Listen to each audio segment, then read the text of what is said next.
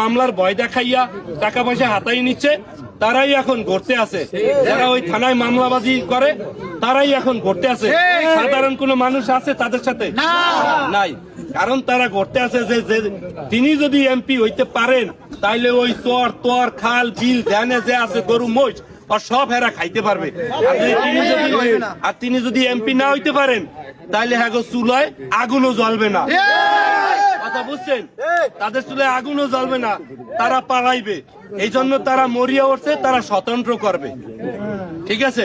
অতএব আমি মনে করি আপনারা সচেতন মানুষ, আপনারা গরিব মানুষ, আমরাও গরিব মানুষ, গরিবের দুঃখ গরিবই বুঝে।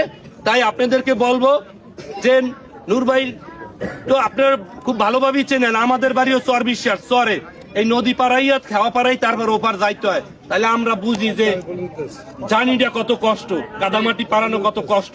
অতএব নূর ভাই যদি আপনাদের দোয়া এবং আশীর্বাদে যদি আপনারা তাকে যদি 12 তারিখে যদি তাকে এমপি নির্বাচিত করেন তাহলে জনাব তারেক রহমান তাকে মন্ত্রিত্ব দেবেন, এবং তিনি যদি মন্ত্রিত্ব হয় তাহলে ইনশাল্লাহ খালি এই গলাচিপা উপজেলা না, এই পটুয়াখালী জেলাই হবে সারা বাংলাদেশের ভিতরে একটি রোল মডেল জেলা। এবং সবচেয়ে উপকৃত হবে এই গলাচিপা 10 মিনিটের মানুষ, কারণ আপনারা আমাদের জন্য দোয়া করেছেন, আমাদের জন্য নামাজের ওগলায় দোয়া করেছেন। আমরা আপনাদের জন্য কিছু করতে চাই, এজন্যই আমরা এখান থেকে নির্বাচন করতেছি এবং তারেক রহমান সাহেব আমাদেরকে সমর্থন করেছেন। যদি নূর ভাই এই এলাকায় যদি আমরা যদি এমপি হতে পারি তাহলে সর্বপ্রথম আমাদের সবচেয়ে খারাপ অবস্থা হয়েছে স্বাস্থ্য ব্যবস্থা নাই, আমাদের ভালো কোনো চিকিৎসা ব্যবস্থা নাই। আমাদের ভালো কোনো চিকিৎসা করাইতে গেলে যেতে হয় বরিশালে, না হয় যেতে হয় ঢাকা। কিন্তু আমরা তো মধ্যবিত্ত ফ্যামিলি, আমরা কিভাবে এত টাকা খরচ করে ঢাকায় যে চিকিৎসা নেব? নেওয়ার কি সামর্থ্য আছে আমাদের?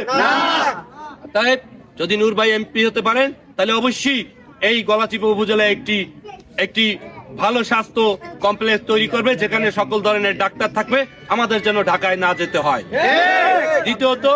দ্বিতীয়ত আমরা মধ্যবিত্ত ফ্যামিলির সন্তানরা যারা টাকা পয়সার জন্য ঢাকা শহরে লেখাপড়া করতে যাইতে পারি না, আমরা অনেকে লেখাপড়া ছেড়েও দিয়েছি। আমাদের এখানে ইন্টারমিডিয়েট পর্যন্ত পড়াশোনা হয়, অনার্স এবং মাস্টার্স এর জন্য যেতে হয় পটুয়াখালী, নালে বরিশাল, নালে ঢাকায়। কিন্তু আমরা তো ভাই মধ্যবিত্ত ফ্যামিলি, আমরা কিভাবে এই টাকা পয়সা পড়াশোনার খরচ চালাবো ঢাকার শহরে? অতএব নূর ভাই যদি হতে পারে, আপনাদেরকে কথা দিয়ে গেলাম, এই গলাচিপা উপজেলায় এই অনার্স এবং মাস্টার্স করার ব্যবস্থা করবেন। তৃতীয়ত হচ্ছে যে এই যে আমাদের চরাঞ্চলের রাস্তাঘাট, একবার যদি ওই রাস্তা দিয়ে যায় মিনিমাম 2 দিন রেস্ট নিতে হয়। এতই খারাপ অবস্থা, আমাদের কোনো উন্নয়ন নাই। রাস্তা আগেরটা যেরকম আসলে এখনো এই একই অবস্থা। যাও একটু রাস্তাঘাট করছে, সবচেয়ে নিম্নমানের ইট যে আছে ও আছে মনে হয় আমাকে এই অঞ্চলে। কারণ আমরা তো সচেতন না, আমরা তো কেউ খোঁজও রাখি না, কত টাকা বরাদ্দ হয়, কত টাকার কাজ হয়, আমরা কিন্তু এগুলো কিছুই জানি না। এগুলো আমাদের পাই টু পাই হিসাব নিতে হবে। কারণ এই যে রাস্তা ইট বালি পাথর খোয়া যা কিছু হয়, এগুলো সব আপনাদের আমাদের ট্যাক্সের বিনিময়ে বরাদ্দ হয়, সেই দিয়ে আমাদের উন্নয়ন হয়।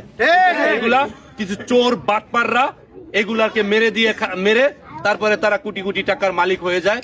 তারা আমাদের জনগণের উন্নয়নের কোনো সহ আমাদেরকে দেয়নি। আমরা এই সমস্ত কালপিটদেরকে এই এলাকায় আমরা দেখতে চাই না।